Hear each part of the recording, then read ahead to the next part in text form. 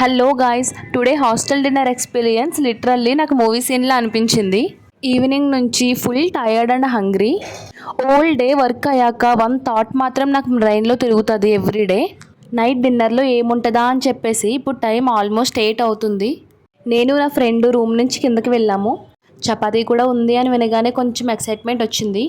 ఎందుకంటే హాస్టల్లో కొన్నిసార్లు డీసెంట్గా తింటే చాలా హ్యాపీ ఫీల్ అయిపోతాం కదా. బట్ మెస్ దగ్గరికి వెళ్ళాక సీన్ మొత్తం రివర్స్ అయిపోయింది. మెస్ అంతా చాలా ఖాళీగా ఉంది. ప్లేట్స్ ఏమో ఇక్కడ అక్కడ, టేబుల్స్ ఏమో చాలా మెస్సీగా. ఫుడ్ కూడా ఆల్మోస్ట్ అయిపోయే వైబు. కూర్చోడానికి కూడా చాలా ప్లేస్ ఉంది. ఏదో ఒక చైర్లో అడ్జస్ట్ అయిపోయాం నార్మల్గా. ఇంకా నేను నా ఫ్రెండ్ ఒకే ప్లేట్లో చపాతీ అండ్ కర్రీ తీసుకున్నాము. చపాతీ చూస్తేనే నాకు అప్పటికే డౌట్ వచ్చింది. ఎలాగో మనం ఫుల్ హంగ్రీతో ఉన్నాం, పర్లేదులే చపాతీయే కదా బాగుంటుందేమో అన్న కాన్ఫిడెన్స్తో ఒక చిన్న బయట తిన్నాము. అయ్యో, తినగానే చపాతీ ఏమో హార్డ్గా, కర్రీ ఏమో చాలా స్పైసీగా ఉంది.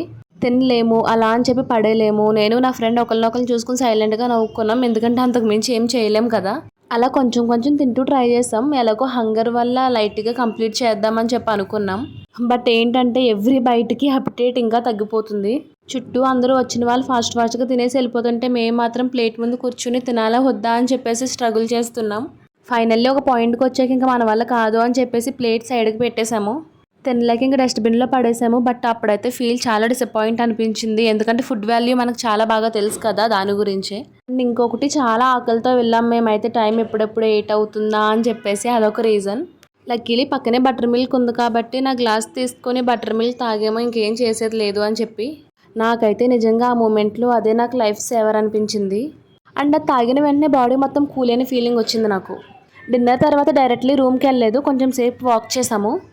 అలా night walks, talking with friend అట్లా ర్యాండమ్గా అయిపోయింది. ఇంకా అలా ఫ్రెండ్తో వాకింగ్ చేస్తూ మాట్లాడితే ఆ మూమెంట్ చాలా పీస్ఫుల్గా అనిపించింది నాకు. నాకైతే సమ్ టైమ్స్ ఫుడ్ బాగోకపోయినా కంపెనీ బాగుంటే చాలు అనిపిస్తుంది.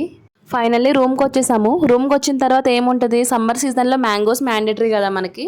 అలా మ్యాంగోస్ కొంచెం కొంచెం తింటుంటే డిన్నర్ డిసప్పాయింట్ అంతా మర్చిపోయాను నేను.